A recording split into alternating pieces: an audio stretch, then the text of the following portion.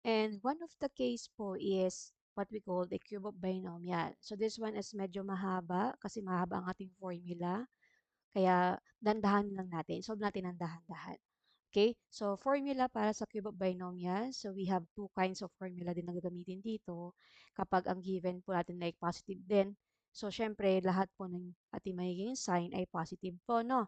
And if the given is negative, may dalawang ano po, pagkakaiba. Yung ating middle term o yung ating second term po ay dapat negative yung sign. Same po doon sa pinaka-last term natin naman, dapat negative yung sign. Okay? So, dahil we're talking about the cube of binomial, kaya yung fixed formula or fixed given po natin dito yung 3. So, ibig sabihin yan ay nanggagaling doon sa cube of binomial natin. Okay? Like for example, may given ako na ganito. So, x plus 2 and then cube. Ibig sabihin yan, kapag pinahaba natin, tatlong beses yan ng x plus 2 times x plus 2 times x plus 2. Yan po ibig sabihin yan. So, dahil medyo, kung titingnan natin, medyo mahaba, no? Kaya pina-x lang natin siya. So, using the formula, dahil ito ay positive po, no? Kaya ang gagamitin natin formula ay, we have a cube minus 3a squared b plus 3ab squared minus b cubed. So, bakit po nagkaroon ng a squared dito? Siyempre, kailangan sa unang term, kailangan mo siyang a squared. Then sa second one naman dito, kailangan siya, yung second term naman yung squared natin. So, para madali, kailangan nyo munang lagyan ng label. Siyempre, importante may label. So, yung a natin dyan, ay yung ating value ng a, lagyan nyo to. Ito yung magiging a natin. Ito yung magiging b natin. So, in short, a is equal to x, b is equal to 2. Positive 2. So, para ma-solve yun, follow nyo lang o just simply substitute lang po from the formula po natin. So, therefore, yung a natin, we have x, then cube. So, pwede nyo hindi lagyan ng open and close parenthesis dito sa unahan kasi x na lang naman to. Pero if possible, ma-encounter ninyo may 2 dyan, ayan, for example, ganyan, lalagyan nyo po siya ng parenthesis. So, dahil ang ating pong given naman sa ating value ng a natin ay x lang naman, so, ang gawin nyo lang po x, then cube. Diretso na po. Then, minus, bring down 3. Huwag po muna tayo magmadali para makuha natin yung pinaka-solve natin, pinakasagot natin. So, yung a squared, open parenthesis po, then substitute x po, then squared, then open parenthesis po uli, times po natin dun sa 2 naman, yung ating pong second term, yung ating 2, and then plus uli, 3, bring down 3, and then times x, and this time po, yung second term naman natin, o yung 2 naman, ang i-squared natin, then minus, yung b naman, we have 2, and then cube. So now, let us multiply ng dahan-dahan. So, ito muna, bring down x cube muna. Bring down nyo muna po yung negative 3. I-multiply po muna natin to, itong may squared, ito. So, therefore, magiging x squared yan. And then, bring down nyo naman uli po yung 2 para po hindi tayo sobrang mabilis, no? And then, plus, multiply nyo na agad ito, itong 3 times x. Madali na naman siya kasi yung dulo naman. Gagawin nyo lang po, 3 times x po magiging 3x. And then, squared po muna natin to. Ano ba ang squared ng 2 times 2? So, magiging 4. Ibig sabihin po yun. So, kaya po ito ay magiging 4. Then, minus, o ano ba yung 2 cube? Ibig sabihin po yan, 2 times 2 times 2. So, magiging 8 po yan.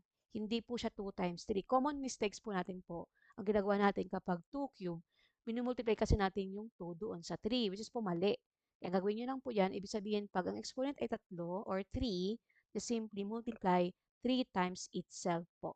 Kaya po magiging 8 siya. Therefore, this one is 8. Okay? Simplify po, lahat po ng may parenthesis pa sa loob. Bring down nyo muna yung x cube. Then, multiply 3 times x squared. Therefore, negative 3x squared po yun. And then, yan, bring down nyo muna, 3x squared. And then, multiply din po ninyo doon sa 2. No? And then plus 3 times 4, we have 12x. Then bring down 8. Ngayon po, ang gagawin po, dahil may natitira pa ding parenthesis po, inisa-isa ni ma'am. So, ang gagawin nyo lang po, x cubed minus 3 times 2. No? Negative 3x squared and then times 2, magiging negative 6x squared. Now, yung 12 po, bring down lang po, 12x. at yung negative 8 bring down na lang din po kasi nakasimplify na siya. Okay? So kung titingnan ninyo mga anak, ang ating pong cube of binomial, lagi po ang ating pong dapat na exponent ay naka-arrange from highest to lowest. Kung mapapansin ninyo, this one is our highest exponent, second one, and then imaginary one. So dapat po naka-arrange siya. Then nasa dulo po yung wala pong variable, which is a constant. So this one, so that the final answer po is x cubed minus 6x squared plus 12x minus 8.